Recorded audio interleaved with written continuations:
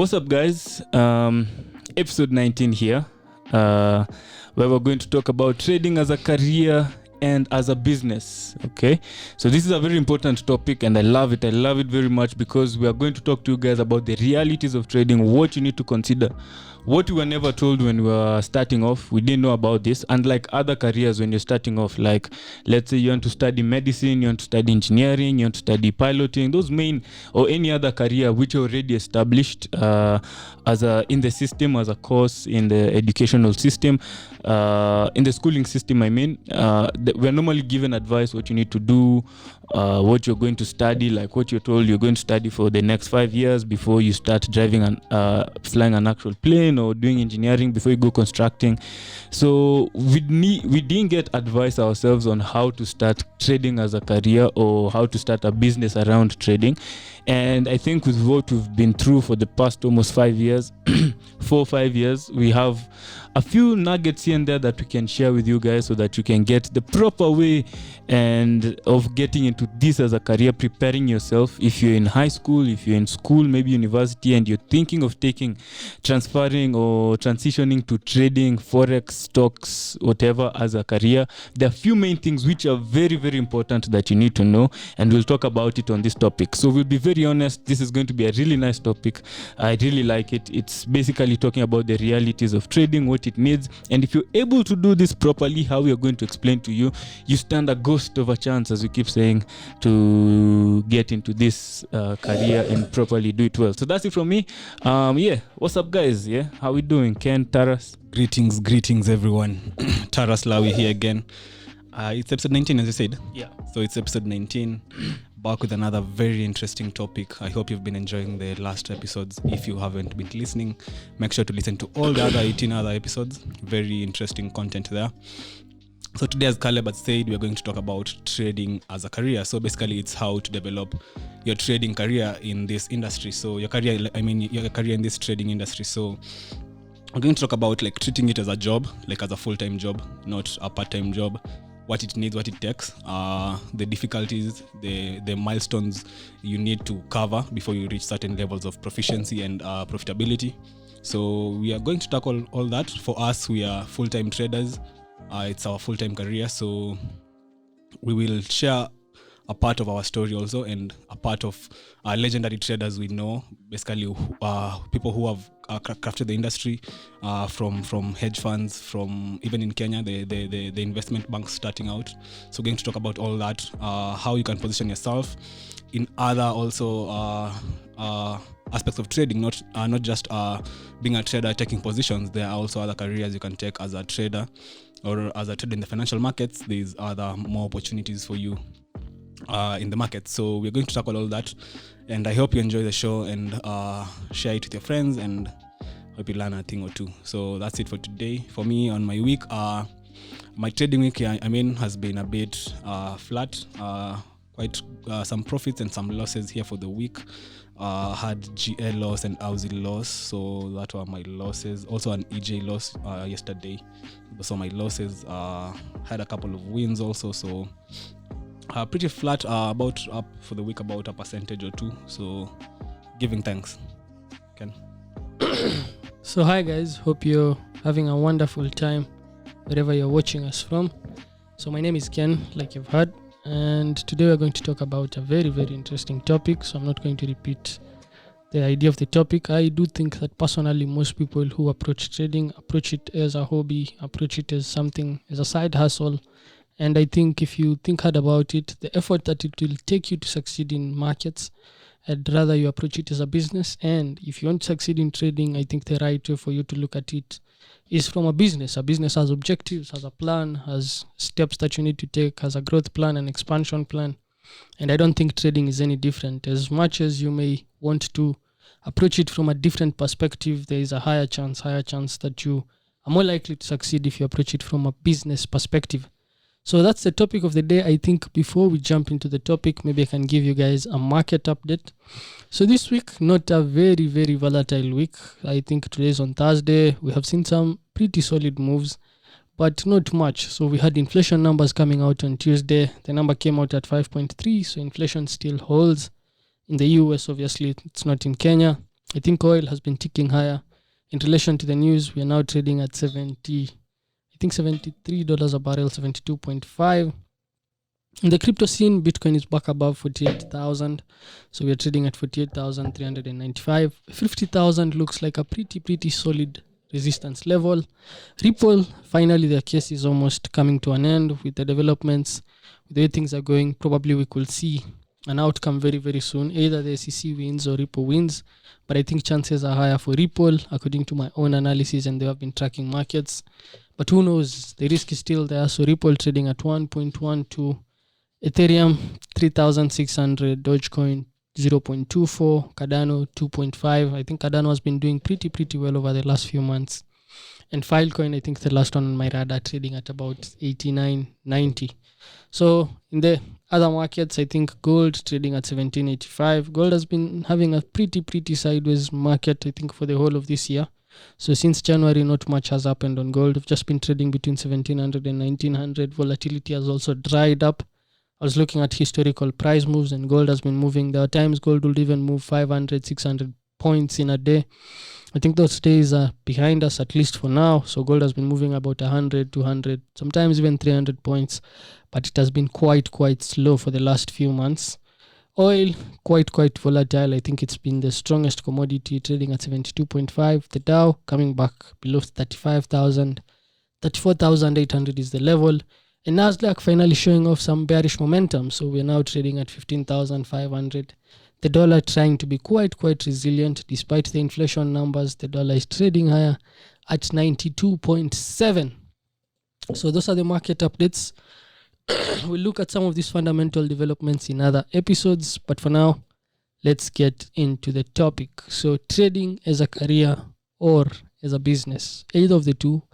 Depends on how you look at it, but I'd rather call it trading as a business because business could be your career. So let's use any of those as the topics. So will any of you start out, or I should just start out? So I think the first thing that I will start with is I will leverage on my experience. So I knew about trading in 2017. I was still in my early days of schooling. So I just joined campus. I was taking engineering. And I came across someone who introduced me to the markets, and we started learning about trading. So 3 months, 4 months, 5 months into it, and we were doing it live. And I made some coins here and there and assumed that I had mastered the game. So I made the decision to at least leave school and focus on trading. Why did I make that decision? For me, it didn't make sense. If I really wanted to pursue a career in trading, it didn't make sense to at least stick in school for another 5 years to do engineering, which I didn't see any value that it would add to my trading, at least from the knowledge I had back then. I didn't see any value that I would get from finishing a degree in engineering and pursuing trading after that. So I thought maybe the next 4 or 5 years, I could have moved further if I just focused all my energy on doing what I wanted to do for the long term. And so that's why I personally decided to step aside from school. Initially, it was a decision to just call out, and the more I did trading, the more I realized that I didn't want to at least go back to school. So if I think back to those days and the decision I made, I still don't think it was a bad decision. And up to now, I don't regret it, because I feel like with what I've been able to do over the last few years, I wouldn't do that if I was still in an engineering class. So, but there are certain things probably if I think about, I'd advise someone to think about hard before making a decision. So one, I made the assumption that trading would work out faster than I made the assumption that trading could work out faster than I had planned or something. So when I was leaving school, I assumed that in the next probably a year or two, I'd be making good money and I'd be rich, I'd be doing very well. And so when you're leaving school and people are telling you go back, you're just like, you guys don't know what's coming. But 5 years down the line, I've still not gotten to that level. And I think now I'm more in tune with reality because I understand how markets work and how trading works. And I think there are a few things that I'd advise someone who wants to join trading to do.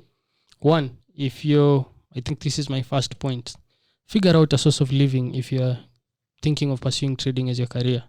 There's a high chance for the first 3 to 5 years you won't make any money, and even if you make money, it won't be consistent enough to sustain you to pay your bills, because there are very many constraints you have. One, you don't have the knowledge, so you have not yet acquired the right knowledge on how to trade consistently. You've not found a method, you've not understood risk, you've not understood psychology. So basically, you don't understand really how markets work. So you lack the proper knowledge on how to approach markets. So that's one of the reasons why you won't have any source of living, because most of your time will be spent on trying to figure out these things, not really trading in the markets. And as long as your energy is focused on that side, then there's no money coming in from your trading, at least. So that's one reason why you should at least look for some source of living. Maybe you could have a part-time hustle. Maybe you could save up. I don't know how you can save up cash for 3 to 5 years. Maybe you can try. Maybe you can decide to do it as early as possible. Because like for me, one thing that really helped was I did it under my parents' wings. So it was easy for me to like just go home and eat at home if things were hard, or just go and sleep at home if things were hard. So I didn't have the bills to like think about children and such things. And that was one of the reasons why, again, I was able to propel and to move to where I was very fast. So that's one of the things. I think the second thing that... So wait. So on that point, so you're saying the advice you'll give someone is to don't jump fully into trading. Don't get into the water with both feet at first. Exactly. So I tell you, in fact, if possible, you can maybe buy a course or attend some courses or look for a mentor for the first 6 months. While you're looking for funds, working somewhere. While you're still doing other things. Yeah. You're still doing other things. You're not even, you won't even think about trading as a source of income at this time. You're just thinking of it as a skill that if harnessed and equipped well with, you can make some money out of. But for the first, not even the first 6 months, let's even put it the first 12 months. So your first 12 months, I think the first thing is you should invest in knowledge. In fact, all the money you have, you should put it into knowledge. So buy as many books as possible. Spend as much time as possible with people who are already doing it. So fortunately for now, we have a couple of people who are doing it. So spend time with some people who are doing it and stick around them. If possible, work for someone for free. I think in the Market Wizards book, I encountered very many traders who, the early days of their trading, that's what they did. They went to the floor and they clerked for someone for free. Just like Livermore started. I think that's how he started. He was just like clerking for someone for free. The chalk. Exactly. Yeah, but as you do work for this person for free, you're gaining in terms of knowledge. So for the first time ever, you are next to someone who understands how markets work, will teach you the critical lessons that you need to encounter, the challenges you'll face, what you need to learn about. So for the first time, at least you'll be able to do some of these things. So I'd tell you, the first 12 months, just spend time trying to learn it and not really thinking about trading and making money out of it. Okay. Yeah. All right. You're going to your second point. No, you guys can have your points Cool. first. So I'll just point back on what Ken is talking about, because I also have a few pointers, and getting the right education and seeking information first. So personally, when you're starting any career, anything you want, of course, the first question is, do you really want to be in that career? So there are people who want to enter medicine. I think most of us, we enter many careers without, let me speak for Kenya mostly. I don't know about other countries. When we are in high school, you're performing well in a certain subject. You think that is the career path you really want to take. So many people enter into medicine because they're performing well in sciences and they jump straight into it, or engineering. Okay. At that time, you've not really asked yourself, what do I really want out of a career? For example, let's look at the guys. That's what I was speaking about Kenya abroad. People like I like using sports. It's a very nice example. Messi, Ronaldo. Yeah. Those other guys, they started young. They knew this is a talent they have, so they want to nurture it, and later on they knew that this is going to be their career. Okay, so us on the other side, though, people who are in school, they don't really ask themselves, what talent do I have? What am I good at? What are my strengths? What are my weaknesses, so that I don't also go to somewhere where I'm really weak at? So there are those things you should really ask yourself, and I think it's something that should be taught in school. What do you really want? What are you good at? What career path do you want to take? And once you know which, now there are many career paths. Now ask yourself, with this career path, give me what I want, okay? Exactly. So will it give me. So for example, I normally have this question with people in my class. Okay, so if you come for classes, I'm the first one to take you through introduction. It's something I learned from a while back, and I brought it to trading and in our business. I always ask people, what is it you want out of life? What career do you want to take? What is the goal?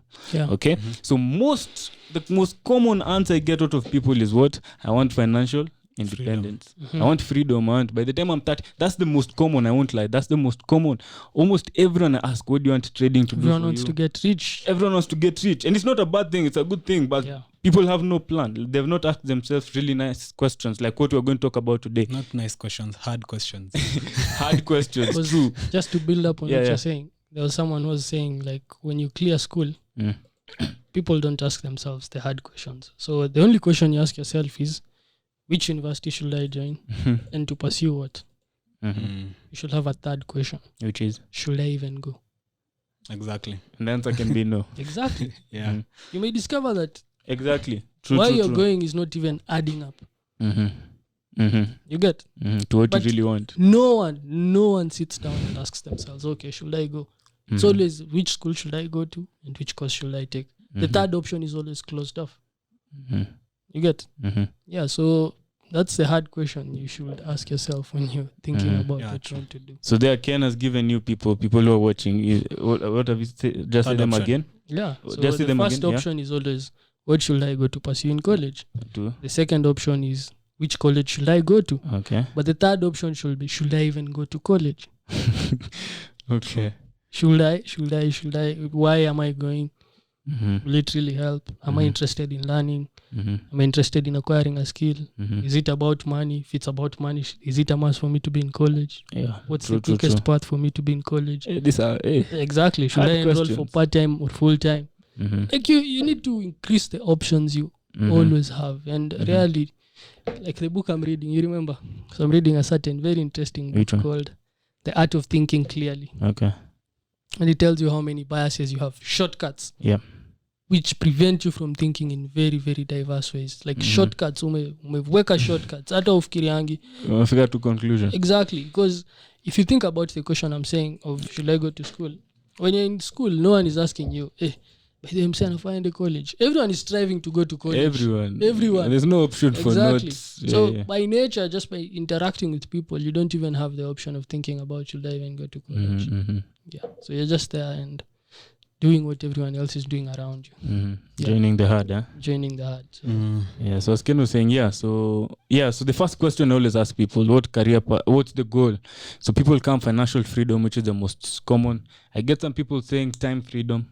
They want some time freedom, okay? And that's also like finance, I think. It's more finance, yes. Yeah. So now they're just saying time now to do the other things. So you have money, now you have time to do other stuff. Yeah. Some people will just say their goal is to have stability. So some people, they want something stable. They want a career that is stable. They're being paid, climb the ranks. Some people say that. Some people say they want to travel and work at the same time. Yeah. So if you ask yourself and you get to that conclusion, maybe you're someone who's outgoing, you want to travel. So there's certain career paths that won't allow you to go work. Exactly. Okay, to travel around. For example, if you're in medicine, you can't travel. If you're in piloting, you can't travel. You can travel. Exactly. If you're a pilot, you can travel around. If you're in medicine, things that need you here. If a patient is called, that story, forget it. Okay. So if you ask yourself such questions, come to that conclusion, know the career paths that offer such an environment of where you can do such stuff. Trading can offer the same. Exactly. In the long term.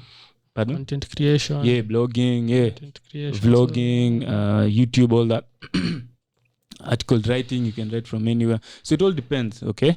And the list goes on and on. Some people want to work in a peaceful, quiet place. So I get these sort of answers. I like to write them down so that I can just see the connections between people. Then the next thing you ask people, so what's the plan? They don't have concrete plan. They've not answered those questions, as you're saying, the hard questions. No one knows. Okay, it's like what we were saying about the Stoics. There's how Stoics live their life is they know something and they apply it. How normal people live their life, they know what they're meant to do, but they don't do it. For example, eating a diet, working out, those things, the basic things you need to do. You know it's clear and there, but you're not taking the next step of actually realizing it and doing it, okay? Which is quite hard because you're actually going against what your mind is used to. So anyway, that was just an introduction for me for telling you if there's a certain career you want to take, ask yourself those questions. Now, if you want to travel, if you want to the financial independence, if you want some people want to be working alone. You remember like what we were asking the guys at the interview, do you prefer working alone or at home? Yeah. Trading is one career which if you're quite well there, can I live more? You can work alone. He preferred working alone. So yeah, so those are just questions. Now when we come to trading, it can answer a few of these things. Financial freedom, you can work and travel, stability, financial independence. In the long term, you can work in a peaceful place if you want. Yeah. Trading can answer a lot of questions, okay? So to my first point, like what Ken was saying, is just to echo what you're saying. Get proper knowledge. And this proper knowledge takes 3 to 5 years minimum. And this is if you're getting good mentorship. Exactly. Yeah, If you're getting good, if you don't have mentorship, you can go round and round and Just round. 3 to 5 years, you also have some little money to be losing in the market. It's not only good mentorship, because when You you're have what? learning, some little money to lose in the market. So you actually live trading. Exactly. You're trading live, but at least you have like $2,000, which you're trading at very minimal risks for you to be able to survive long term in the game. It's basically just for learning. Exactly. Yeah. To learn. You're not looking to make a killing in your first game. You are that income. That's gambling basically. So you're just trying to at least understand what works for you, which systems work for you, how do you manage your psychology, like how will you manage risk, what are your philosophies on trading. Like Love is a big believer in contrarian trading. I'm a big believer in trend following and contrarian trading. You're a big believer in trend following. How did we come to such conclusions? It was from live trading and observing where you were ticking, where you were doing the best. So you need to sit down and and now this you can get fast in mentorship, because as we didn't know, you do things. Exactly. Right now we're helping people with psychometric tests.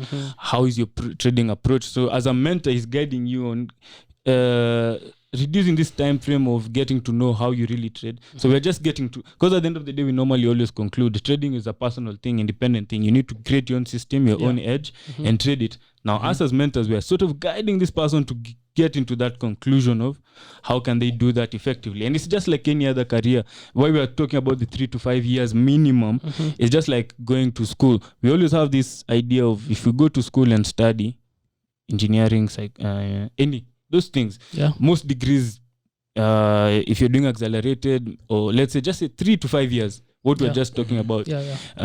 And you normally have that plan. You know, if you're a doctor, you're not going to start treating someone live in the first 2 years. Guaranteed. You already know. 2 years, 5 years. Even 5 years, I don't know. Even more maybe.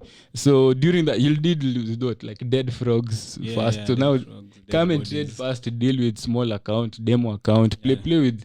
Don't put the crazy risk. Exactly. Okay? So it's just like any other career. Go through that step-by-step process. So that was just to echo on the first point before we go to the next one. Nice. So for me, I think I can start on the point that I think trading is a very, very different career from many other careers. In that trading pops out of passion. Unlike many other careers, you'll develop your career, and the moment you are employed into your position, you start earning. Stability. Okay. Trading is a career that starts at instability. Guaranteed. The moment you start, you're as you're saying, for a medical student, he's a student. Dealing with dead stuff. For me, in my first year of trading, I'll be dealing with live markets. Already I'm at a point in that I'm dealing with live money, live psychology, not like demo accounts and simulators. So already as I start out, like my first year of my career is so unstable in that one, as Ken was saying, I don't have the knowledge. And you're already in the career. Exactly. And you were relying on it to feed you. Exactly. So you're already in the career. It's what you want to do full time. Maybe if as we started, we quit everything we were doing and did Forex full time. So maybe you've also taken that path. So there's a lot of instability too. You're not making any money in markets. You're actually losing money. So you see, like the downside is so big, and this is your first year of your career. So the reason I'm saying it pops out of passion is because as you stay long in markets, even without making money, your passion for markets develops. The more you understand how markets work, the players in the markets, like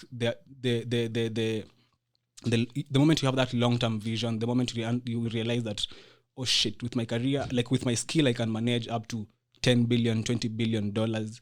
Like the moment you start having that picture in your mind, even as a junior trader, it really creates some solid passion for it. It's like how Messi at age 7, he knew that if I push this by age 20, and good. 30, I'll be the best in the world. It's like it's that notion that this thing can make me the best person I can be. So that really develops your passion, so that even as you struggle in your early years of trading, you don't have an income, you don't have maybe a mentor, maybe you don't even have enough money to pay a mentor, because there can be that challenge. So you have to grind on your own, look for, maybe learn on your own, be self-taught. It really elongates your learning journey in your career already. Unlike the other careers whereby, yes, you'll struggle for the first 5 years, but that's learning. You're not struggling to at least make a living. And now where I think in trading it becomes even harder is because as you start out, you don't have, as Ken was saying, you don't have the reality in you that, it won't take 1 year. Ken dropped out. I thought it take 1 year. A shorter time. So like the moment you realize it's going to take me longer years to develop this skill that I believe will make me something bigger in the future, like that divergence between your thought and the reality, like kumbe si 1 year tena, it's 6, 7, 10 years, is what really needs your passion to be there. Like it's so easy to quit trading. It's very easy. I've asked a lot of traders.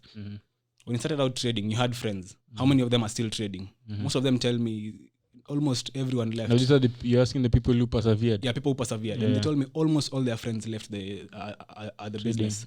So for me, I think it's a career that needs you to be very passionate about it. Not even about making money, but just understanding yourself, like challenging yourself, making yourself better, because it's also a game that shows you your weaknesses very easily. It doesn't hide from you. So it shows your weaknesses and you need to act on them, accept them, improve on them, work on them. Exactly. So it's a career that comes a lot of pain as you start out. So if you have the strength, the resilience to go through the pain as you start out your career, then you'll now easily now get to that exponential moment after that 6-7 years whereby you've had capital accumulation, skill, knowledge may accumulate. Now things start making sense. And now that's why I was saying trading is a very different career from any other one, because like you don't know when you'll start being consistent and making a living out of it. Hata ukijiambia saizi I want to be consistent by November, tricky. You're not so sure you'll be there by November. But for someone who's looking maybe to get employed, he can look for a job and by November amekuwa hired, and that's where stability yake inaanza. The moment he's earning a stable salary, a stable income, that guy is settled. In trading, you can also get to that level of proficiency, but also it doesn't assure you, like markets don't promise you anything. You can be very good at trading, but some months you're down, you're up 1% or even down 2-3-4%. Yeah, no matter how good you are. Like you can't hide from those downside risks. So the fact that even after you've developed your career, it still has a lot of uncertainties. Like you're always working under uncertainty. So that thing also makes trading one of the very different careers. And I think also a career that is very different from others, that needs you to put a lot of time and a lot of passion to it, also is most likely to become the most rewarding career.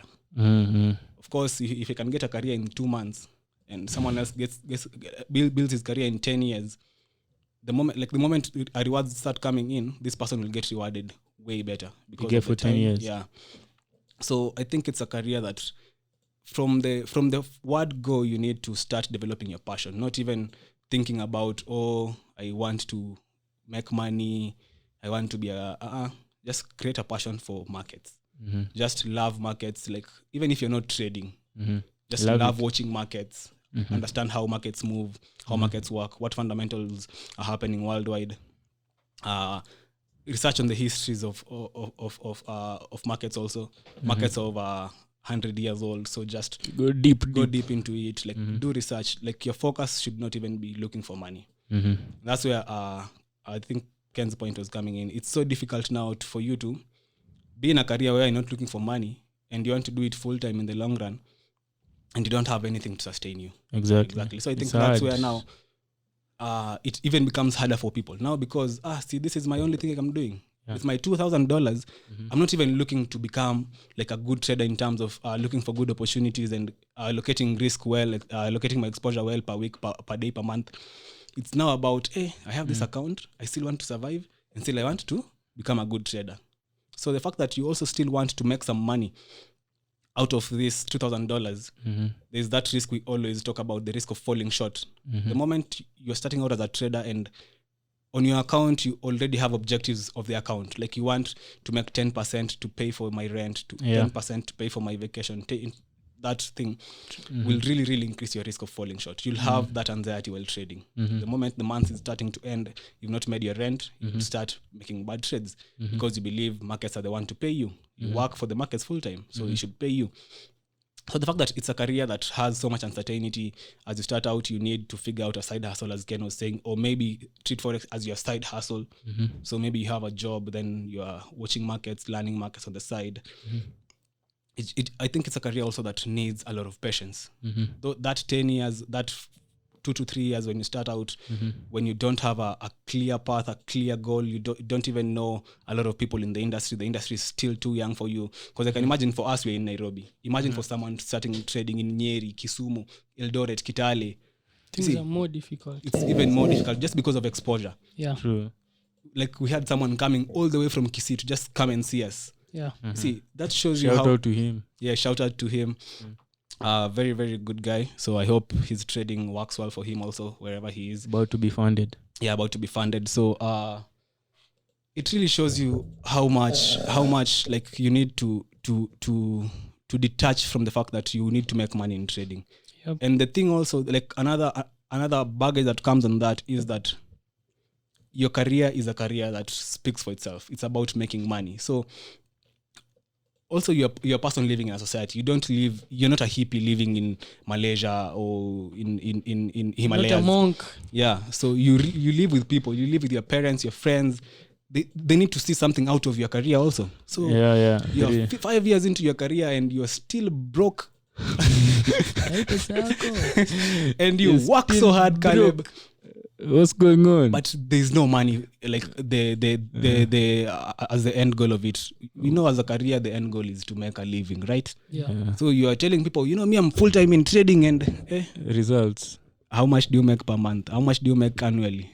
Per month. I'm still learning. So exactly the fact that you need to detach from the money, and it's a career that a career that doesn't have money as it starts. Hiyo ni career ingine mbaya sana. Imagine just someone tells you, Caleb, come and work for me for 5 years, then I'll pay you on your 6th year. Will you go and work? It's tough.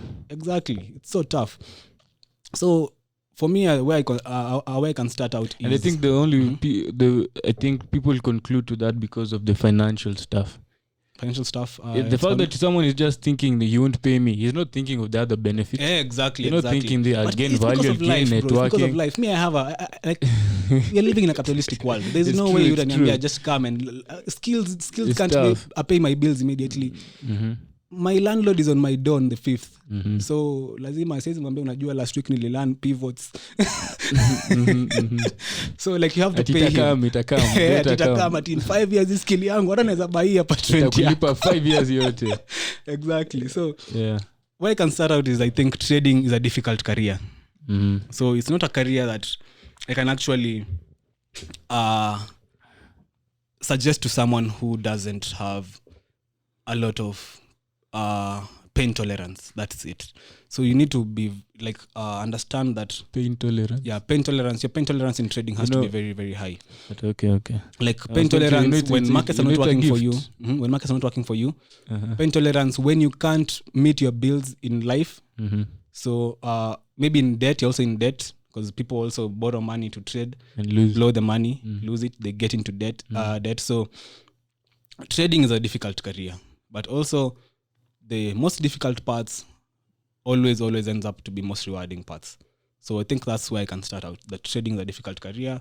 It will take you time. It will take you pain. But if you can go through that, Then if you get to the other side of the river, it's just green. It's swimming. Yeah? Exactly. It's going against you. Okay. Yeah. So you guys can continue on that. So can you call it that? Yeah. So I think my second point now, once you go through all this education and all, the next thing I think I'll put, well, let me say first the second one. Start with the right amount of capital, and I think we've talked about this many times. Remember, you're treating trading as a career, as a business. So it's this like is your very, very first account.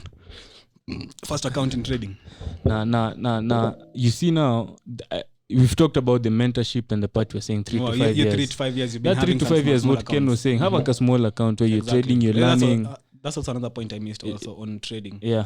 The best way to learn trading is to get into live trading as fast as possible. Yeah. Learn some And few as we wasted strategies some in time. 3 to 5 months. We stayed demo for some time. Yeah, true. Thinking we are learning. Exactly. It was Please don't do that, guys. Because for me also, for me, what actually glued me into trading is the first time we had the account And we made money. If I hadn't deposited any money in trading, then I'm 2 years into it. Trust me, my site would have been gone. Yeah, But that's the fact that there's someone who came to the office and said they've been trading, and they've said for almost 1 year, and it's all demo. I also exactly. don't think, in fact, such people can be So, good traders. I demo. think generally good traders are people who are risk takers. Exactly. And I don't see how you can be a risk Because taker. it's like any business. Any business you start, you'll put money. Exactly. You won't Start with money, fake it. Start exactly. saying Let me go online. if you're that risk aversive, then you're generally not an entrepreneur or a trader. You're just, maybe you should do well as an employee or something of the sort. Yeah, true. Yeah, true. Get employed. Yeah, true. Exactly. Reality. That's Fact. that thing. Yeah, so to answer, Taras, what you're saying. Yeah, you have your other account, small, you've tried here. So you're slowly building up. It's like with our funding program, we start small, Then we you go build up, increasing. Or any funding program out there, it starts small, scaling, goes scale increasing. But depending, different places, depending on where you are in the world, different places requires different amount of capital. Because some places, like in Kenya, if you have $10,000, you can, if you're making 5-10% return, you can survive on that at least. If you're in the US, $10,000, 5%, it's little. That's $500. That's it's kidogo. Yeah, Okay, so true. it also depends where you are. But anyway, so my main thing is talking about get enough capital, good capital. So for example, you're treating trading as a career. We've gone through this many times in our classes. When people come to offices, we break it down. You remember when we normally tell them, if you have $10,000, because for example, let's compare, let's say Taras, you have $10,000, may have $500. See what tumeingia trading as a career, we want to do it full time. Okay. Our average monthly expenses drops, let's say it's the $500. Okay, so me have saved my $500. I have niko ready to answer. The question we get a lot from people, how much do I start with? And then you started with 500. So I think this is also to answer that question for people. So it depends How much you should start with. So you remember the way people normally ask us, how much let's start with, okay? So I think it depends on which, like what we are saying. First, get a mentor, invest in knowledge, invest in yourself, invest in someone who can teach you. Then invest small capital, like those $500, $1,000 while you're learning. Not to make a living of it, while you're learning. Okay? Then later on, remember when you're learning, you're creating your own system, your own strategy, you're rectifying a lot of mistakes You're that you learning do about yourself. And working on them, so that when you get the big account, you're not repeating because you'll make mistakes, yes, but you're not repeating these small mistakes that you could have worked on a long time back. Account. Exactly. So now later on, when that is done, the 3-5 years are done, you've consistent, at least you're seeing some improvements, some consistent returns. Now when you get the $10,000, now this is when you're taking trading as a career. Now this minimum amount, $10,000, let's go $20,000, you're making a living. So I was saying so you have 10,000, now 500. So you're going to take trading as a career now, not starting off. Career. We want to pay bills. You're not depending on anyone. This is the career that's putting food on the table. If you have a family, this is what's paying school fees and all that. You start off, you're making 5%, meaning you're taking less risk than I'm taking. I want to remember expenses are $500 per month. I want to double my account every single month. So I'm taking some crazy risk. True. Okay. You on the other hand, with the $10,000, you're risking, let's say if your risk reward is 1:3, you're only risking 2% to make 5 or 6%, 6% return, which yeah. is little. You've risked a little compared to me, and you've made that same amount I would have made. Okay, so also when you have the $10,000, be a bit more realistic. Don't try and start saying I want to double this money, Yeah, I want true. to triple this money.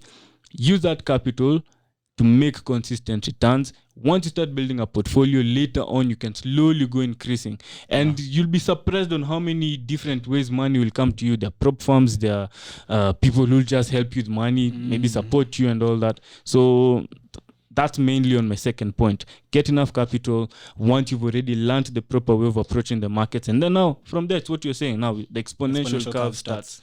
It starts ticking. Later on, you'll be surprised you have $100,000, $1 million. So if you're able to do that, there's almost a ghost of a chance. Let's keep with the ghost of a chance, because it's not guaranteed that if you do that, you're going to be rich, become successful in trading. Now the challenge starts. So that begins. That was my second point. Get enough capital, trade properly as a career. And I think to build on what Caleb you've just said, like your last point, so I tend to think that we overestimate our knowledge and underestimate what we don't know. At the same time, we overestimate the chances of success. We overestimate the chances of success and underestimate the chances of failure. So let's say you're joining the trading career. The first thing you should do is I remember when I was entering the engineering class, there's a lecturer who was taking us through computer. And he said, okay, you guys are 300. I can assure you 40% won't graduate. Exactly. How many percent? About 40% won't graduate. Exactly. Can even be bigger they'll than that. drop out. Yeah. You get? Yeah. So this is someone who's observed probabilities and seen that. He's seen it over and over. Exactly. But when he says that, everyone is like, I'm saying I'm sure. Like, me, I know I'll graduate. I'll prove him wrong. Exactly, I'll prove him wrong. But apparently, now because I ask people who are still in engineering, how many people are remaining? Like in my class, we were 75. I hear now there are 40. So that means almost half actually are gone. So maybe this guy was saying the truth. Now, if you look at markets, let's come back to the markets. If you join the markets, what are the chances of success? 10%. Or less. In fact, according to statistics, 10% of the people make money. Only 1% make extremely good money. So very small. So it's a tiny percentage. It's like joining the 1%. And that's why when you're very, very good at trading, ultimately you become wealthy. Like more healthy. Wealthy, okay. Exactly. There's no fine line. When you're good at it, you become wealthy. If you're not good at it, eventually you give up on the game. But anyway, that tells you there's a 90% chance you'll fail despite working hard, despite putting in the time, despite following all these things we're saying. So are you ready to deal with those odds?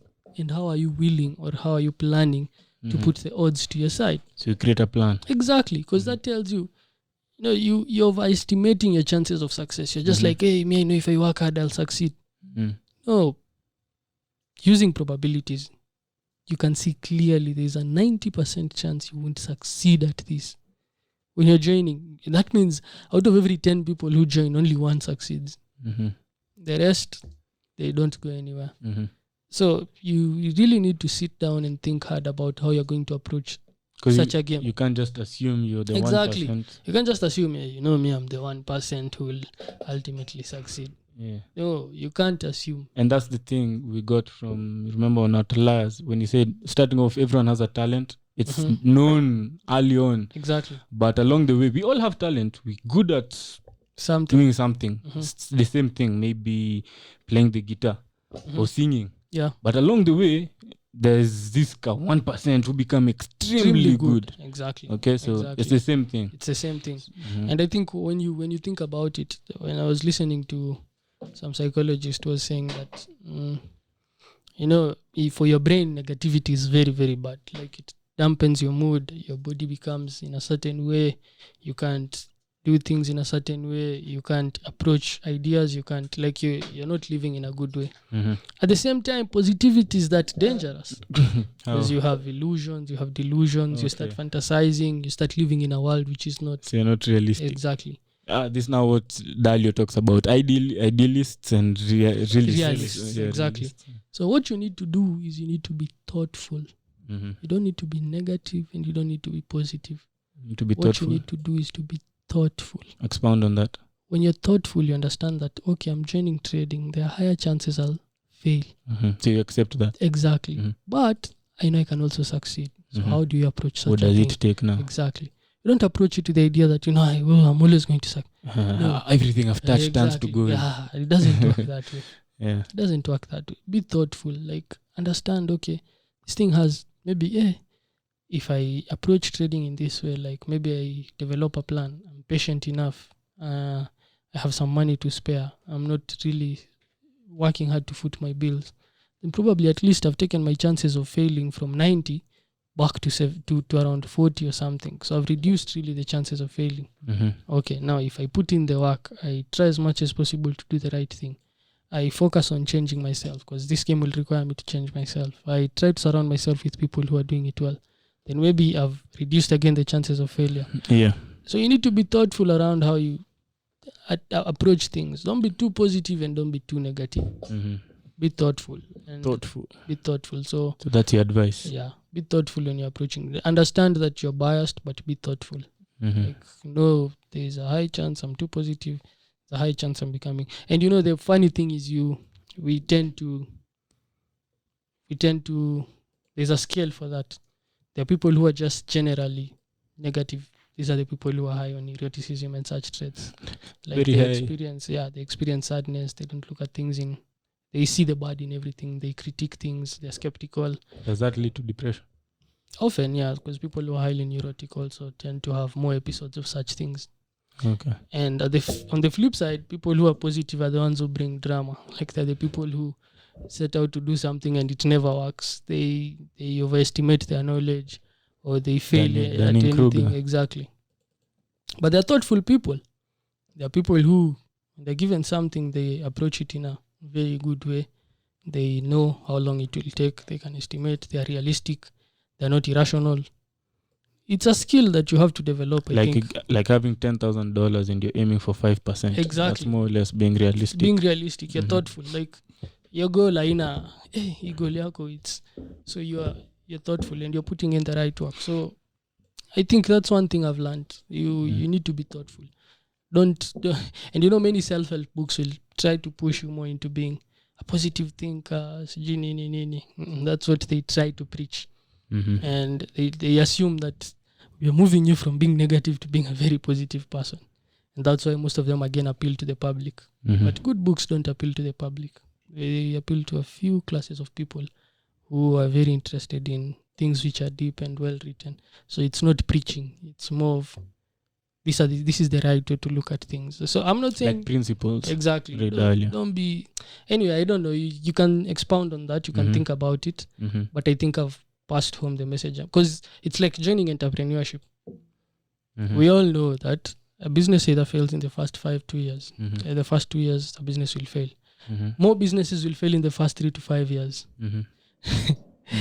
So there's a very, very high chance when you're planning to venture into business, what you should even plan for, the contingency plan you should have is, if I fail, what will I do?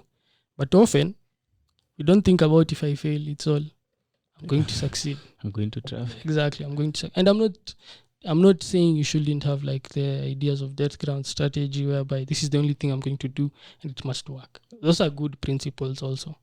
But be careful. Be realistic. Exactly. Be careful. Have the death ground strategy, but know your odds, Know your odds of succeeding. And accept them. And accept them. Usifanye vitu kama haujazifikiria sana. Okay. Yeah. So I think that's also something. Good point. Because if you're negative, again, too negative, you don't take risks, you don't approach ideas, you don't commit to anything. Then it's a sad life, It's a sad life, exactly. So there's still chances. You have to take chances. I think that's also the beauty of life.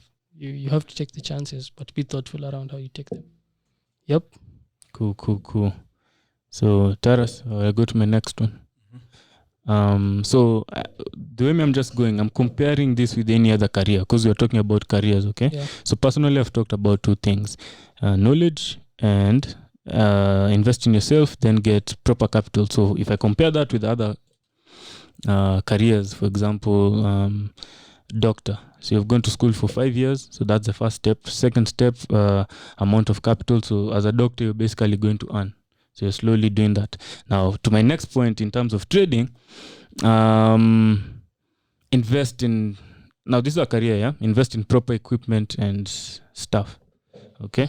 To become as much effective as you can, okay? So my point on this, for example, if you want to trade, we've seen many people just trading off phones. Yeah.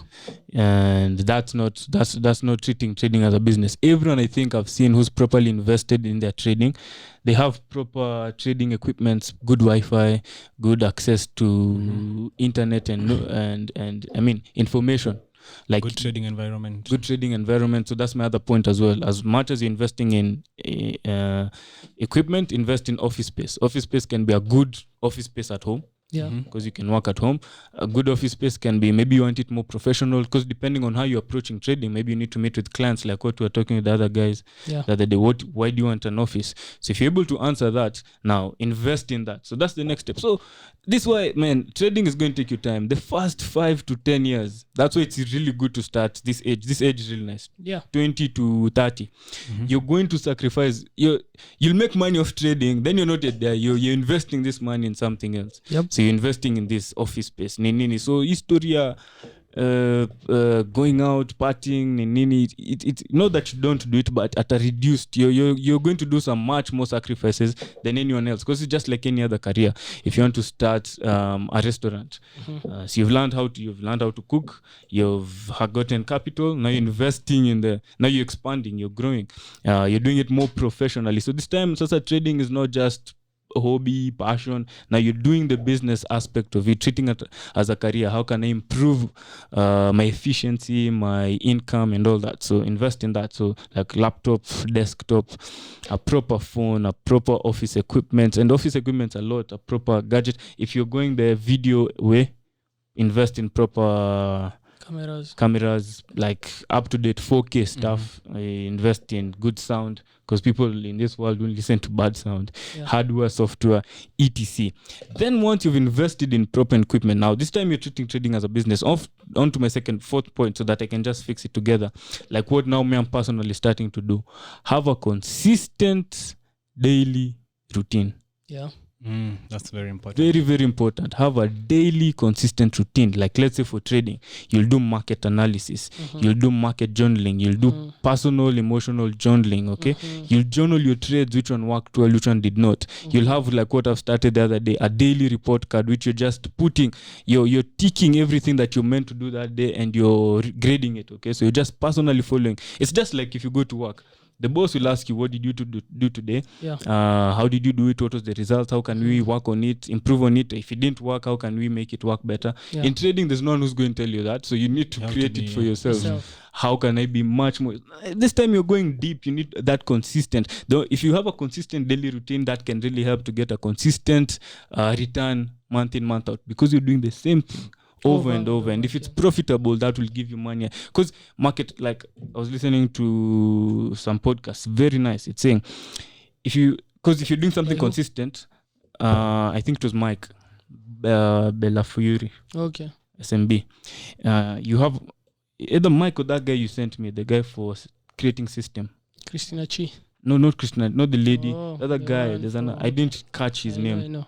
And remember, then you told me to listen. I liked it very much. So if you're doing something consistent, for example, a consistent strategy. So let's say you're trading this one pair over and over and over again.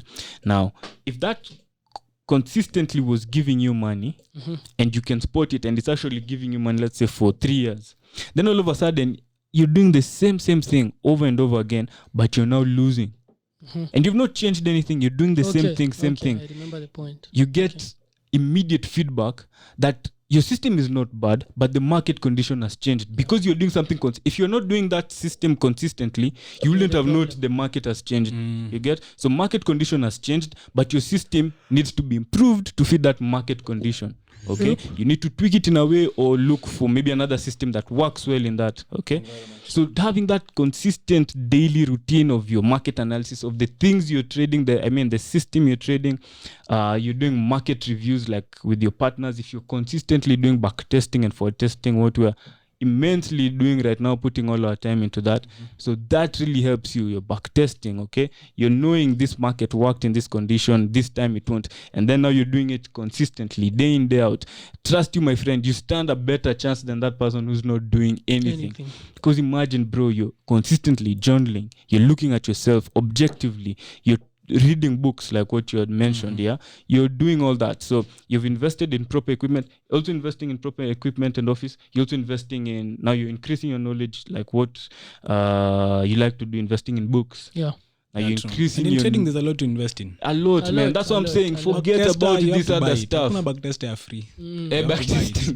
To get a proper one. Trading view, you have to pay for it. You have to pay. It's not free again. It's free tenor. Exactly. So there's a lot of things you have to invest in. Invest in a lot. It's not just the educational part. Your time. But the time. The layman trader wants to wake up, analyze markets, put a trade and go. That's not freedom. You say how fast for the first 5 to 10 years. Put in the freedom will come. So in terms of realistically, if you're looking for the financial freedom, time freedom, go Joko later on, not in the first 3 to 5 years. But apparently, I think if you think about it, if you say 3 to 5 years, people tend to think that's a very, very long time. I remember when I was dropping out, there's this uncle of mine who called me and told me, okay, I've been told your decision and you have decided to leave school. Personally, I don't support you leaving school. But since you've decided that, I've decided I'm going to share with you a few advices. And the first thing he told me was, now, when you're in school, after every year, you are going to a new year. So, nikiingia mwaka moja isha, first year. Ingine, second year. Nikioko form 1, form 2. So, it's easy for you to see you're making progress. Okay? Yeah. But in life, he told me, in life, it doesn't work that way. In life, there's a very, very high chance. The typical project for you to move from point A to point B, na uifanye na uimalize vizuri, it will take you an average of 3 to 5 years. Point A to point B. So see 1 year. Exactly. So see 1 year. So don't expect jumeacha shule to make progress in few weeks or few months. It will take you some time and some long time. And up to today, I'm working on my trade. At the moment, we're going to mtihani. 3 to 5 years only more. But apparently, if I think about it, 3 to 5 years is a very, very it's short very short time. Out here. It's a very, very short time. Very short. You get? But if you think about the exponential curve again, come back to the exponential curve.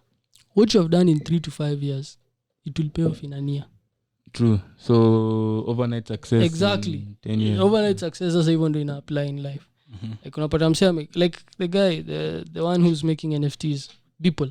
You know that guy was making NFTs every single day for 10 fucking years. 10 years. Every day. And you're not being paid. You're just making. Every day. Consistently. Every day. You can check him out on Instagram. It's called Beeple. BEEPLE. Exactly. Beeple, yeah. And then after 10 years, he comes and sells some art for $72 million, others for $1 million. A lot. Like this guy starts making money infinitely. Now, if you think about it, you may say, he's lucky. Yeah. But if you think about for the last 10 years, so what I'm trying to say is 3 to 5 years is also a short time. It's not a long time. Do not assume that you can say 3 to 5 years and I lose hope. But 3 to 5 years when you're very out short. Here, it's very, very short. In fact, if you don't pay attention, 3 to 5 years could end without you doing anything meaningful. Inaweza end tu ukiwa umekulanga tu happy life. Hata hujafikiria kudevelop skill. 5 years imeisha. You see, that's what people realize in uni. Exactly. It's over. Yeah, it's over. Nimekuwa uni 4 years. Hata hii degree. Hapo ndo mtu ana panic. So it's the same thing. Like it's a very, very short time. If you think and I think to add on that also is the fact that if you're trying to form a career, you see, your career won't take you also 5 years. It's something that utaifanya for 50, 60, 70 years. So why not take 5 years to develop something? Invest. It's a small portion. that will push you for the rest of your life. True. Unataka kudevelop kitu itakupush in 2 months. Ikupe tu do ya August na September. Wewe unataka birthday yangu inakam. Birthday yangu inakam nataka nikule do ya Short-sightedness. exactly. So you're short-sightedness. And it's a human instinct, like it comes naturally. Lazima ujitrain to think long term. True. Otherwise utamake decisions zingine very stupid. Very stupid. True. So so that was my point. Consistent routine, proper investment in now the trading equipment. Okay, true. Yeah. Okay, I think I can go in on that. So for me, I think the next point that if you want to develop your trading as a career, the most important thing now, after you've learned all this, you've blown a few accounts, have had a mentor here and there, that to $7,000. Now your main goal is to create a track record. yeah. Something that's to the show next yourself off. Exactly. Any, Which takes time. Not just talk. I've been trading for 5 years. Show us. True. Exactly. So the main goal now comes down to, okay, yes, nimeblow a few accounts here and there for the past Now I 3-4 need something years. solid. Yeah. Now my main goal now for the next 2-3 years first is to create a track record. So no, bado hatutafuti ku investors or Bado nothing. hata utafute Yeah, investor kufa. kwanza. Okay. So this is your own personal money, $10,000. How can I grow this? How can I grow it? Exactly. Ni survive, ni lose, and create something that if I show an investor, anaweza nipea $100 million. Yep. True.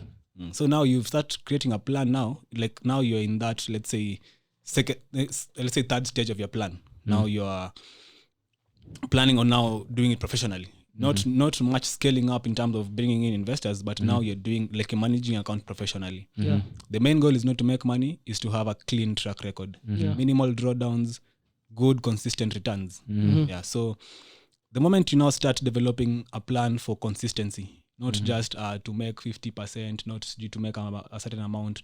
Your main goal now is in these 2 to 3 years, will I create something that will sell me? Now you're creating a product. Yeah. Exactly. And that was my main point. It's good you're talking about it's like a business product. Exactly. A product that you will sell. Exactly. So true, now in trading also, now it gets to a point now. Development sasa. Yeah. Your trading now is not so personal also. It's now creating a business product that you will sell to investors, high net worth investors.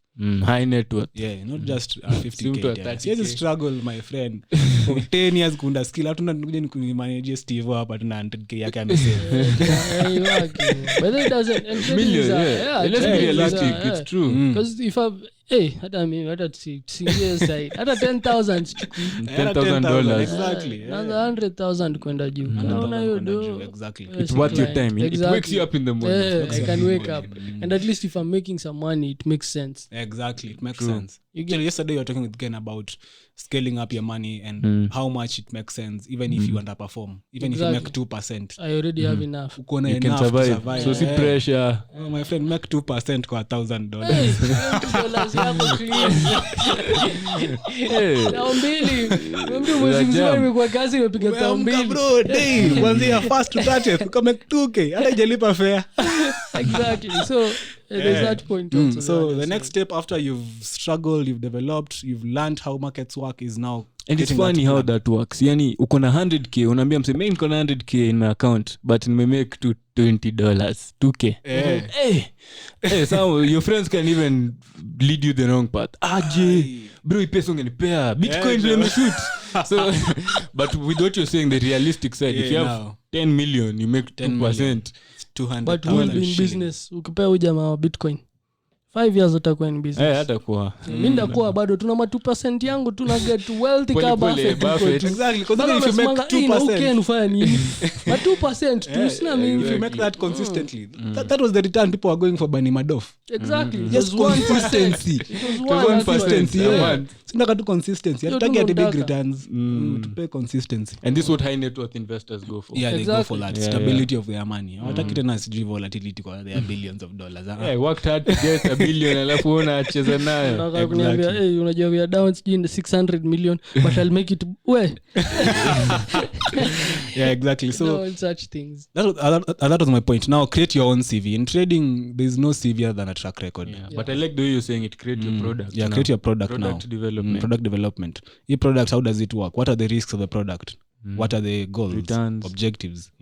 What do we do in crises? Yes. So this is now you trying to form sort of a fund.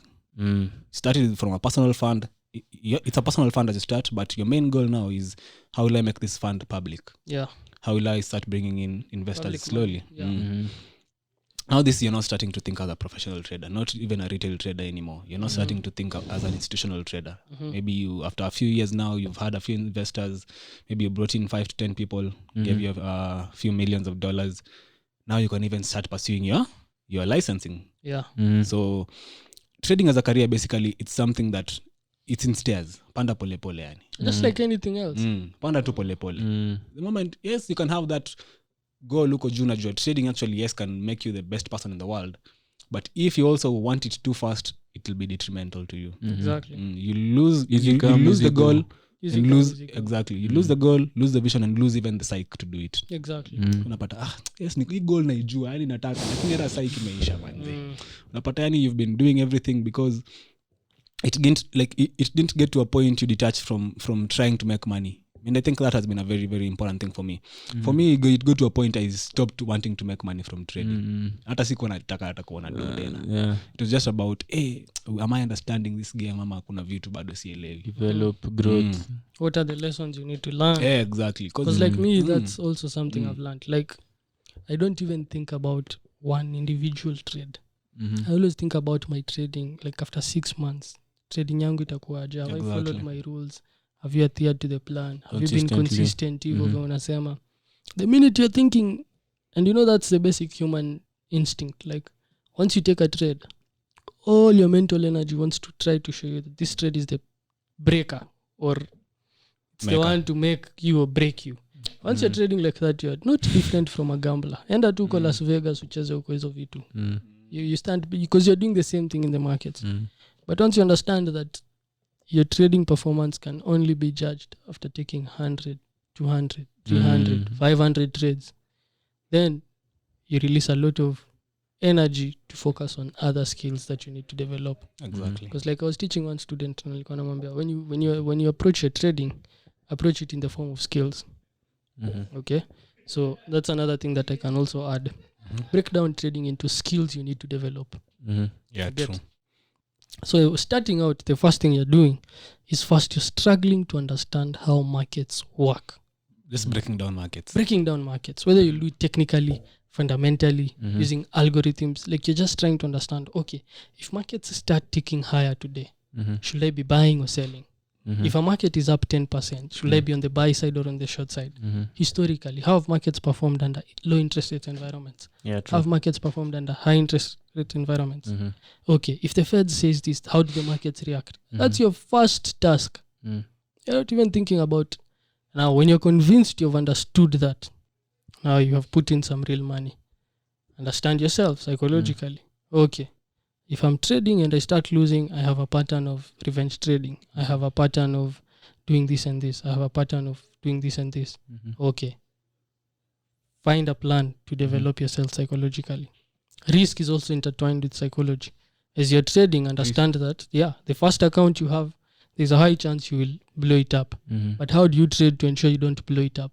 True. So how do you eliminate the risk of ruin? In the worst scenarios, you don't blow it up your account. Because like we were talking with someone in the office and they were telling me they can allow a 22% drawdown in a day. That's not someone who can succeed in this game. Fired. That's not someone who can survive in this game to even learn. And I think that's one thing that I've also observed. Like, people are surprised. How did he come to that conclusion? Luck. Unjo luck, bro. Jamaa kekela 22 akona 50% chance of winning or losing. Akipiga tu inakuwa 44%. But now that's at the point of execution. If you think about it, at the point of 2 months, there's a 90% chance this person will be out of business. Exactly. Umse afikiria ati anafikiria hii trade. You can put a bet on that. Exactly. That one I can bet money. In 2 months, you'll be out of business. And that's why, like Larry was saying, hata mimi mabeshto wangu wengi sana uniuliza, Ken, na umfanya aje hiki tu for 5 years? Unajua watu wangapi utuambia wameanza Forex wanaacha? Wameanza kidogo, mimi trader siku hizi. Mimi trader. After 6 months went, bro, hiyo kitu niliacha. Hiki kitu niliacha. Tunasema trading ni the business, yani ukifungua account kesho wewe ni trader na mimi nimekuwa kwa business 5 years tuko same na Tuko the jamaa same. in terms of titles Exactly. But Trader, sasa trader. ikikuja kwa ground. experience Oh.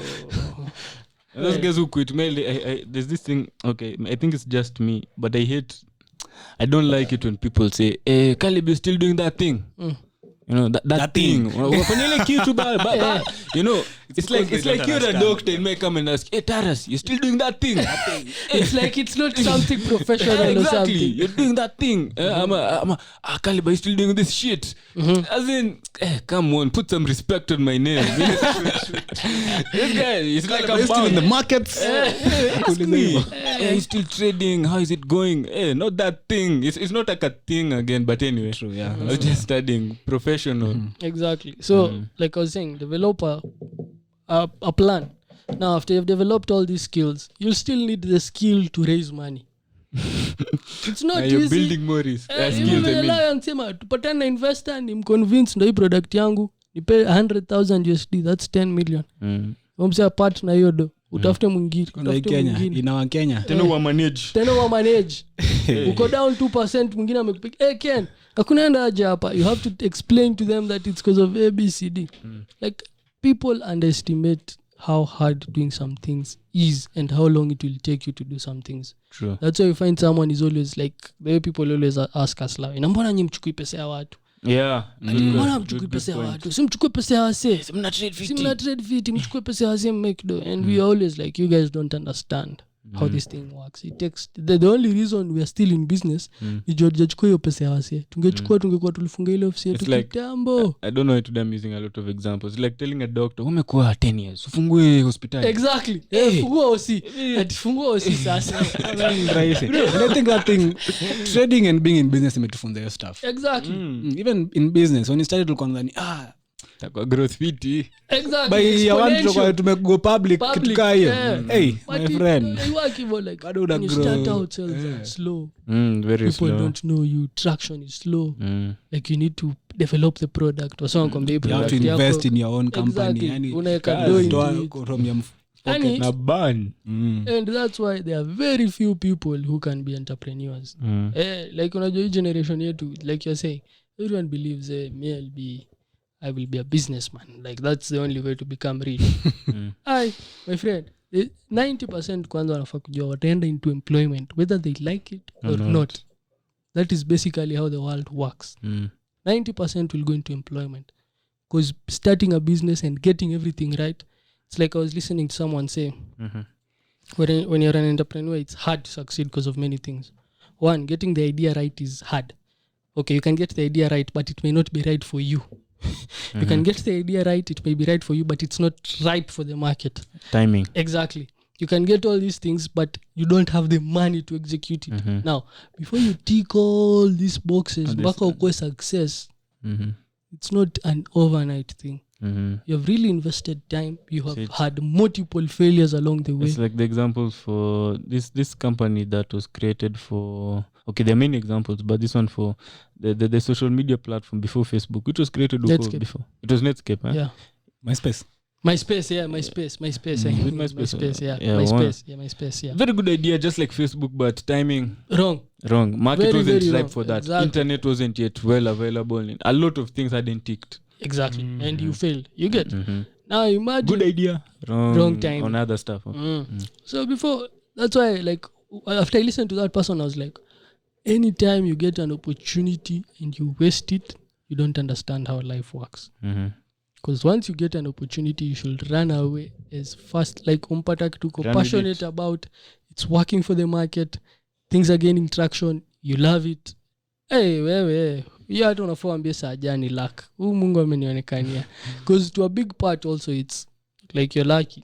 Yeah. It's not often that such things happen. Yeah, you can build it up. Exactly. See kitu tu atitu. That's why at some point I now agree with you when we were arguing that at some point success is also some luck. There is some element of luck and fate. positioning. Exactly. And fate. There is some element of that. Because if you think about ticking all these boxes, unaweza work hard sana. And it's the same thing Gladwell talked about. You remember when you said kina Steve Jobs, Bill Exactly. Gates, Bill Joy, they were perfect positioned in terms of timing to develop these computer systems, hardwares to the mass people. So same thing. So there's some luck behind that. So there's some luck. Si Bill Gates alisema nizaliwe nianze hii career sahi.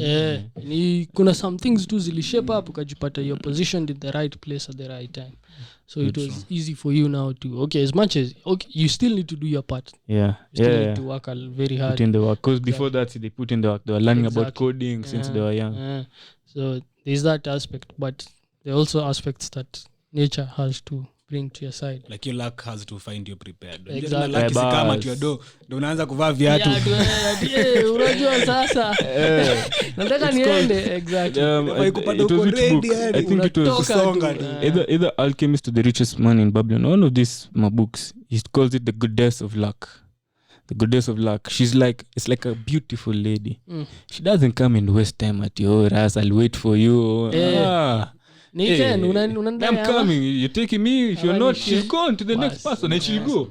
Okay, achana na dem saizi tu. Dem tu liko na wekanga tu ati I'll wait for the right time. She goes find someone else. You wanaenda. You're ready. You're timing. Goddess of Luck. So it's the same way. So I think developing a career plan. So after you've done this now, add on to what Lai was saying. Think about how now you can expand your career. And now as you're doing these things, you have to think about how you'll make a living. If you live off your trade, how you'll pay your bills. The fact that you're not thoughtful about these things is what is messing you up. So to add to your point, Taras, in terms of, because I had that was my next one actually. Remember that your system you're creating will act as your business product. So it also needs to be constantly improved, just like changing with the changing markets. For example, iPhones. The new iPhone was released Juicy 14th. Every year Apple produces a new phone. Okay, to keep up with the changing market environment. Things are improving too fast in the technological space. Exactly. So another example that's on the technology space. Another example is restaurants. So for example, 1 year your burgers were doing really well. Then all of a sudden they're not doing well. Maybe chicken burgers, maybe beef was doing well. Now chicken burger is a thing. You need to adapt to the changing markets. Put more emphasis, put more marketing money on the chicken side. The environment is changing. Maybe there was an article that came out about beef is bad or something. Okay, so you're improving. So the same thing with your product, trading product, business product. Market condition is always changing. Improve with it. Create a product, improve with it. Another thing, this is the same what Taras was saying. Go with your product to investors. Show them why should they give me and not give someone else? Money. It's the same market, but what you're convincing, what's your edge? What have you created? Work for you. Exactly. And then different products require different amounts of capital. Okay. So there's a certain product, your business product, your strategy won't work well with $1 billion funding. It can work well. So you've seen these guys, I don't know who, I think it was Melvin Capital or something else. There's a time they were going too much. They're having too much capital. They had to return some money. Exactly. So this is all. It's just like investment. Tim Sykes is a perfect example. So Tim Sykes raised money after he was good at trading, but he realized that his strategy didn't work well with a lot of capital. True. So he had to come back to the realization that he only needs about $20 million. Once he starts scaling up to 100 million, he becomes the market maker. So his product can't work there. It can't work there. So you have to stop now at some point. Exactly. Because it's like for example, Saizi, you give some this restaurant we used to order food from in town, the one that went under. Snakisha. I was actually saying that story yesterday. Let's say for example, Snakisha can't go for $100 million funding. Right now, the product is not yet ripe for the market. Exactly. You know, but basically that was to add to your point, Taras, because it was my next point. Just how can your business product? It's what's going to be your business. Exactly. Basically, and you'll work around it. Yep. So I think you really need to think hard about some of these things. We are just shedding, and unfortunately si hatuko na anyone to tell us some of these things. True. Exactly. Uliingia tu na kichwa ngumu. And also I think that's a good thing. On the flip side, that's a good thing. Like I've always said in the office, if love is someone told you what you want to join, what you're going to do. True. See, you were saying actually, Caleb was telling me, if he knew building a business is this hard. Angewachana hivi tu kitambo. Yeah, I wouldn't have Angefikiria done all it. that as doing any other things. Yani, there are many other things you could have spent your time. Videography. There are many things you would have spent your time It's doing. tough, man. If you I would knew, have like, said- this thing was this tough. You get? So that's also, like someone was saying, I succeeded because I didn't know what it takes to succeed. True. Exactly. I think that you can echo on it. That's the main reason why some of us are here. We underestimated again, like stuff singumu, and we're smart enough, we can work hard enough, so we can figure it out. But now on the ground, Luckily it worked for you now. You became interested in it. exactly. You know? But now you also need to, I think we are not saying don't pursue some of these things again. Take the chances like we did. You can also make it. We're not saying you can't. But at least now as you're taking your chances, be more thoughtful around it. So And- see yeah. it evil blindly. And while that continues, like Tara's same product thing, just next to my second point, which is very important, and I think hata Nyumta put a lot of support on this.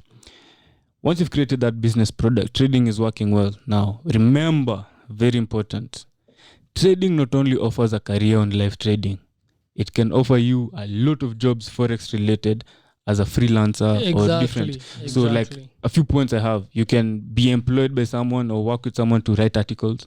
You can have, someone can employ you to help improve a system. You can do podcasts like what we are doing. It's another avenue. You can create courses and people will pay you a lot of money. You can do video content around financial services. You can, if you have a background in psychology, I have this, like, I'm coming to that. If you have a background in coding, you can create systems and sell them. Very like Taras, the way we are buying the simulators and all. It's all programming. Yeah, true. Make a lot of money. You can become advisory. You're advising people how to invest their money, and you get a chunk of the profits. Exactly. You can get employed as a CEO, as a risk manager, main trader of a company. Now, what you're saying, you can become a psychologist of trading in a established firm. Like another thing, you can start your own company where you can be teaching, like us, what we're doing. Exactly. Hedge fund, investment bank. As in, it's a whole wide career. scope. And now that's one thing that many people don't think about. When they're thinking about trading, well, then lazima niko jamaa finya hapo. Exactly. We've also made a lot of money from other avenues besides trading. Exactly. Like we've made some cash just leveraging on the trading skill, but other avenues also. So you need to be smart around, just like you're saying, be smart around these things. Usiangalie trading in one lens. Exactly. If you go into Wall Street, kuna kina Taylor Riggs, kina Tom Keane. You can even be a journalist. A journalist. Exactly. Hao kwanza Good wako point. one Journalist. another side. Then we have investment managers, analysts. You can even be an analyst. Compliance officer. Like Vitu ni mingi. kwambia check Researcher. exactly. Researcher. Kwanza utakikana sana. Unafanyisha hapo hivyo. So you can make a lot of money also by just being in the industry. So and that's what many people are not thinking about, because our markets are not really mature, Established. But as you get more into trading, in fact, if I was smart enough, not me, if I was to advise someone, if you see trading is not really working for you and you still want a career in financial markets, try things like being very good at analysis, being very good at research, being very good at writing. These are very, very important skills for even the trader. Because, for example, if I'm managing my fund, I may get to a point where I need someone to be writing for me the annual reports of the performance of the fund. Properly. Exactly. And I may decide, I don't want to spend that much time doing that. Maybe I'll be writing memos and other things. But I may need a writer to do for me some of these things. And since I'm a trader and I'm trading good money, I may be paying you very well, unlike other writers in other fields. So when you're approaching and adding trading, on that, you can be an author. An author. Jack Schwager started off trading, but then he became an author. He became full-time author, just writing about financial stuff. So it's an industry. It's not one career. It's not kufinya tu your button, buy and sell. Not all about trading live. True. Because like on blockchain, like you're saying, I'm feeling like from my little understanding of computers and what is happening on that side, I think over the next wave, those people who will be able to code on blockchain will be more valuable than just a normal programmer. To my website. Sasa ningekuwa programmer, I'd focus on trying to understand how do you code on blockchain more. On the Ethereum on blockchain. on those things, because I feel like that's where the world is going. ultimately. Web 3.0. Exactly. So over the next 5 to 10 years, and unfortunately, the people who are always on the first 20% to join something are the ones who make all the money in it because of the 80-20 rule. Before solidify uelewe hii field nini endelee waswali mcdonald wakasonga wako in other avenues. So you need to be also very smart. Once you spot a trend, get into it. Don't wait for nangoja things to before they mature. The people who are making it mature have made so much money that you've been left behind. So be smart around how you do some of those things also. Okay. Yep. Exactly. So I think I have another point, and this I think we were talking with Ken yesterday as we were going for lunch. The point I was telling you that trading is a small part of investments. There is real estate, there's pension funds, there's insurance, then there's financial markets, then there's trading, stocks, bonds, then there's to Forex. So iko huko ndani tu kwa hizo assets. As you do this thing professionally, there are other people you're competing with in terms of investments. Yeah. There are other investment banks. There are other hedge funds, maybe, if you are a hedge fund. What I was trying to tell Ken is that in trading, the moment you get to that level of professionalism, your downside volatility is not allowed at any moment. You understand that? In terms of risk. So we all know, all these investments take risks to make returns. I mean, so in terms of now my fund, let's say I have my fund, Taras fund. It's promising, let's say 15% per quarter, or let's say even annually, 15% annually. So that is actually a higher benchmark than banks, right? Banks maybe might offer 7%. Bonds might offer 5% per year. Per year. Maybe my competitors will offer between that 15 and 25. So as I'm trying to compete for, and my main job is also to compete for investors, because if Caleb's fund is performing better than mine, investors will flow there. If you're becoming more consistent than me, you'll take my investors. That's business now competition. The moment you've created a product, now how is the competition in that sector? Okay. So problems as issue. Exactly. So I was telling Ken this. People don't understand the value of making money in trading, not in terms of even making money, in terms of not losing money. So I was telling Ken, kuna hizi benchmark rates, hizi risk-free rates. An investor who doesn't want to take risks can go put his money in bonds and buy government bonds. Atapata hizo 5%. Anaweza ka fixed deposit kwa bank atapata hiyo 6 to 7%. Anza kuja kwangu anipe minimum promise 15%. And government bonds is considered more or less risk free. Yeah, risk free. Hiyo ni assured kwanza. Yaani unless igava sasa default unaona. So now, and for me now that year I'm down, let's say not even big percentage, that's 5%. See, the fact that I'm down 5%, I've underperformed not even the risky assets, my other competitors. Nimeunderperform hadi risk free rates. Yani hata investor ile ningewaambia tu hii pesa chukua enda weke kwa bonds than giving it to me. So the fact that also you have people you're competing with in terms of returns. Not even competing with, but you're benchmarking yourself to them, because it's then kind of competition as such. Just benchmarking, because I don't think there's someone trading at may want to beat Ken today. No. Market kwanza. Beat the market. Beat market kwanza huko hivyo. So exactly. Like you benchmark your returns to the industry and you see that you actually don't have room for the downside. There's no. And traders don't understand that thing. Most traders are down almost every time. Almost every time. You inakushow tu kwanza in the professional business you won't survive. You're a fish within the sharks. My friends, yani cool too. Exactly. Yani little baby. You can even get to that point, maybe raise some funds, but the moment you start underperforming kiasi tu, your whole fund starts bleeding. So unatoka unabaki na your own funds maybe and family. Family. So yani bado wako na emotions with you. I'll stick by you through anything. Exactly. So my point was, as you try to create now your trading career for that professionalism, understand the downside also of your trading, in that you have any very very very small room for the downside. True. And your main job is actually that, to cover the downside. Hata ile ukwe tu hapo umekaa hapo na mabonds, yani umeperform same na bonds 3 to 5%. Uko tu hapo at least. Hapo at least for 1 year.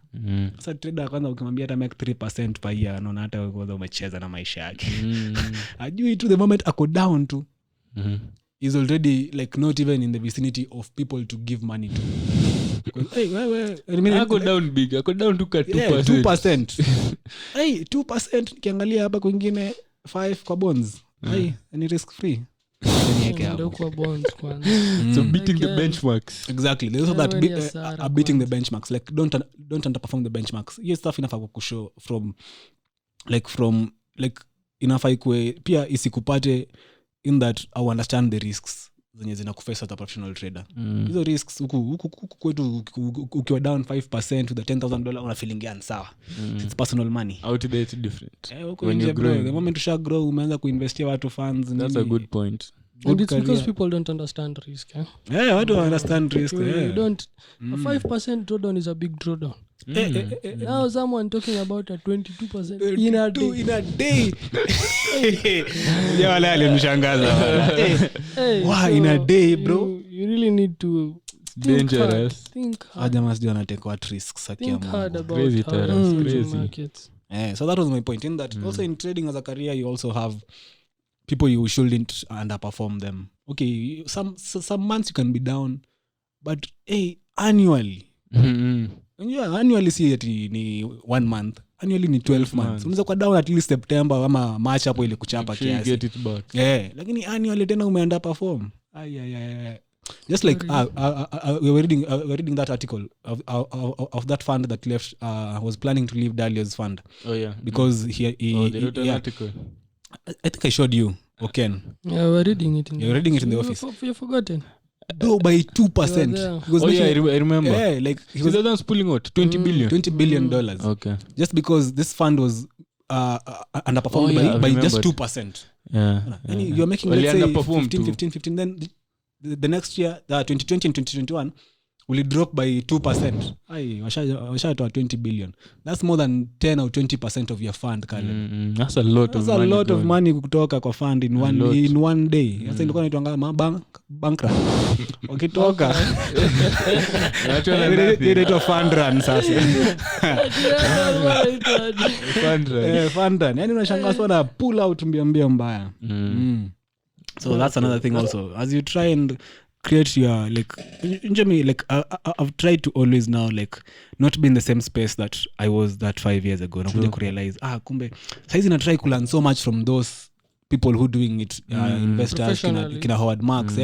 So nikifika hapo tena unafanya era zingine tena kumbe huyu jamaa alikuwa anasema hivi, kumbe na alikuwa anamaanisha hivi. So saizi I'm trying to put myself in their shoes. Like fikiria tu msee Udalio mbona amelose 20% of the fund.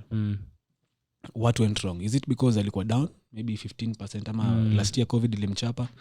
So now you come and treat your personal account now like that person. Exactly. That's your goal. That's your goal, man. Exactly. Like una yes stuff, but then nimekuja kurealize it's so painful and it can make you so broke if you just want to learn trading mistakes by your own.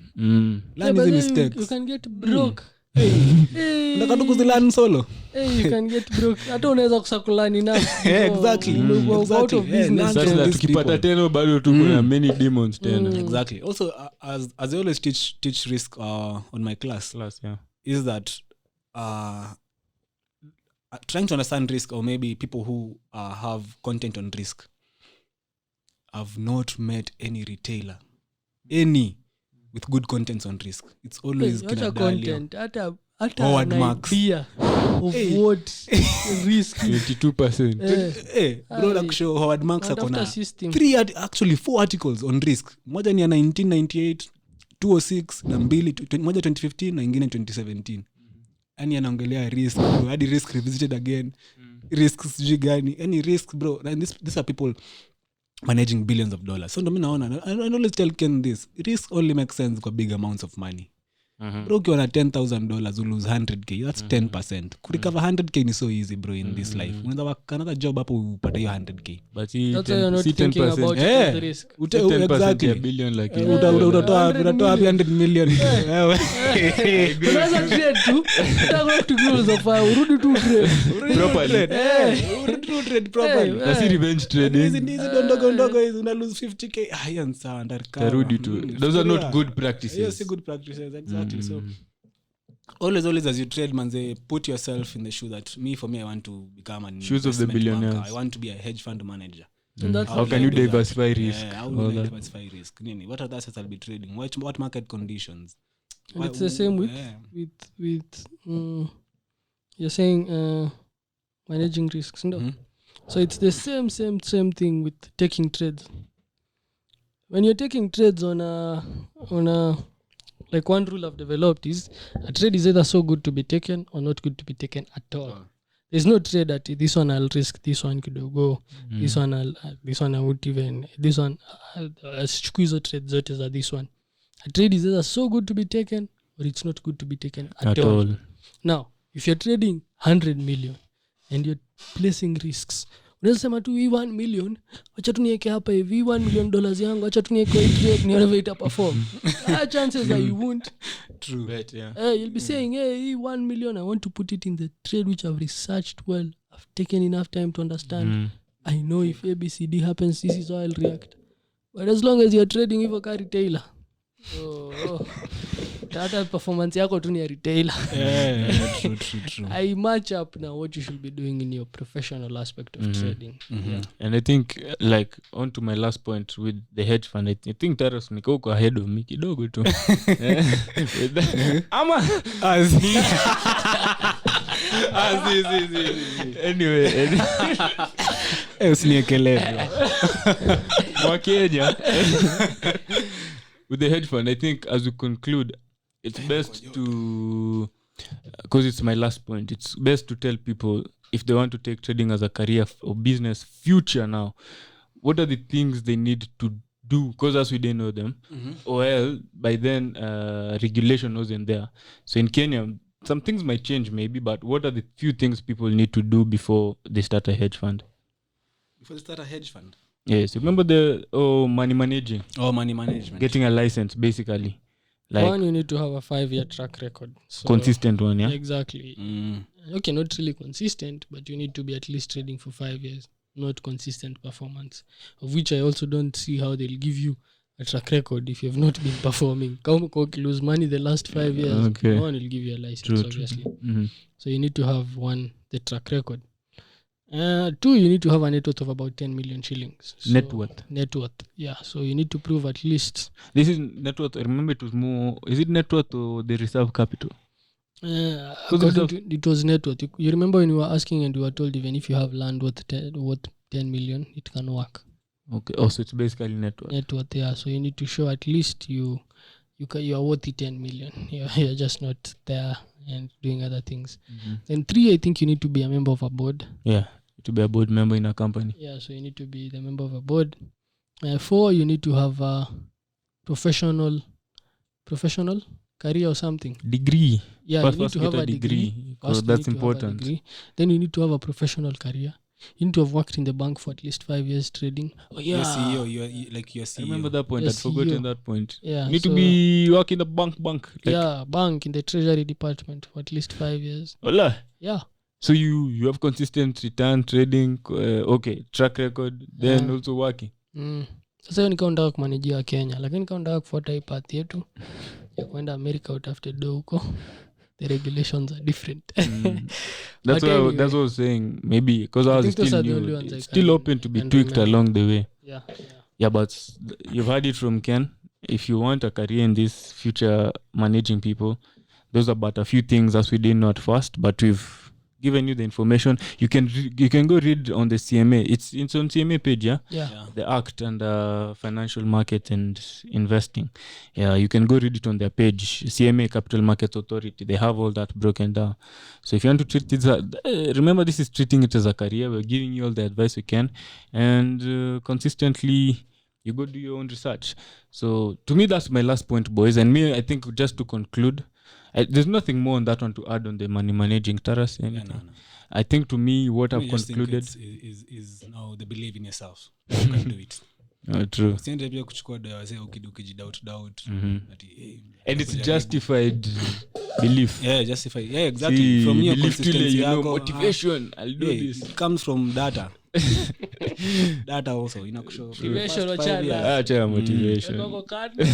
True. Because I think you it's good to have some experience of also managing people's money before you go public. A few people. Yeah, a few people, maybe a few friends, a few family with good network. With good network. So at least ndio uweze kujua how to handle clients. True. Okay, good point. Yeah, so true. good So point. at least start some low key fund. Family fund. Family fund, exactly. You can call it a family fund. Yeah.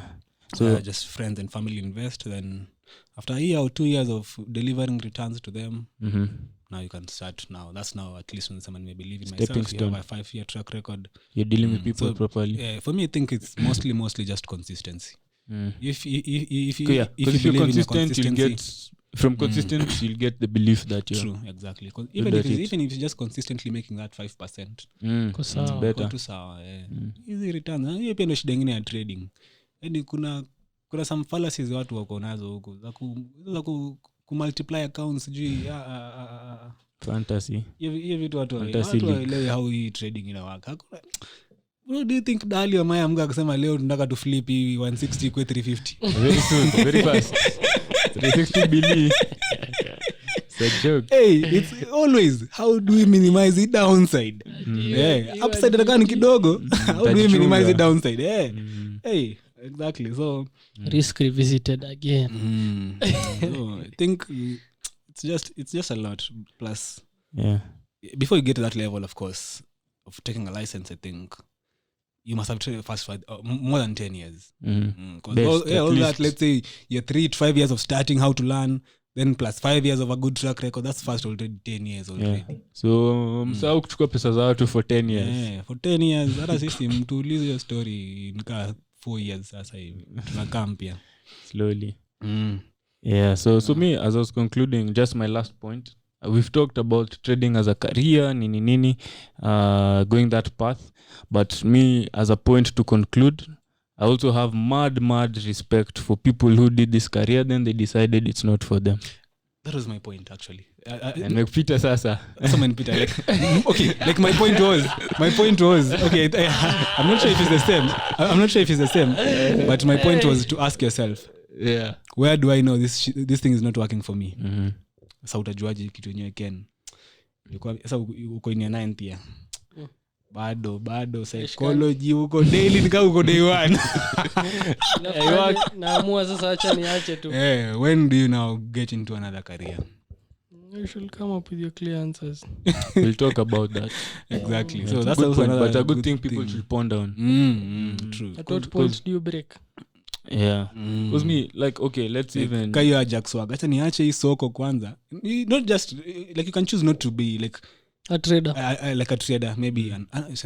Hii trading, acha nikuwa analyst. Because talking to Gitosh jana, alikuwa ananishow vile a lot of his friends, wenye walianza nayo huko 208, saizi wanafanyia scope analysis. So, it's fine. You respect them for it. Bora wana earn a living. It's something good. So, but now the point is... it's not good. So, you failed. No. You just accept them, Ken. It wasn't for them. Force life But you know, I have an answer, but it's not my answer. So I also think about such things. I think there are clear indicators on whether you're making progress or not. So first of all, let's even go back to how do you get to your 9th year without spotting any progress pair? Kuna some progress, yes, but unapata maybe those downfalls kaza za Livermore. Alikuwa meted for over 40 years, but in the 40th year sasa wewe you just bas kasa Livermore aliamwaje ndio nijitoe kwa hii life. Alikuwa anapitia hizo roller coaster sana. But for me, I think after 9 years, I think in the first 5 years, if you haven't made sufficient progress to at least start pursuing some things, because also there's a fine distinction between making money as a trader, making a lot of money as a trader, And not making money. You get? And losing money. In fact, there are 4. Now, if you move from losing money to not making money, but you're not losing, but you're not making, you're at break even, okay, you've made progress. From making money to making some more money, okay, you're fine. From making more money to making a lot of money. Now, as you move through these stages, you will observe how far you can stretch yourself. Because also, we're not saying trading is impossible. Like the Turtle Trading Program proves that you can teach people how to trade and they can become exceptional traders. Because they did it. They taught people how to trade. They gave them the principles. And some of these people are still trading even up to today. So it's something also that can be taught. It's not something that is impossible. But just like you're saying, now you need to be smart around it. And I think for me, I'd break it down like that. If I'm not making significant progress from just stopping to lose money, now that's a red flag. Maybe I need to change some things. I need to look at some things. Or we can, the final one I'll say is the answer from Ed Sikota. He was asked, okay, what advice do you have for a losing trader? Exactly. No, for any trader, because for someone who wants to start off. Exactly. That was the advice. What advice do you have for someone who wants to start off trading? And he said they should take their money and give it to someone who knows how to trade. And go look for something Go good and look to for do. something else good to do in their lives. And this person was like, no, please be serious. What should this person do? Like, I'm seriously interested in markets. I'm committed to succeeding. Give me advice. He said, that is a winner. That person doesn't need advice because he's a winning trader already.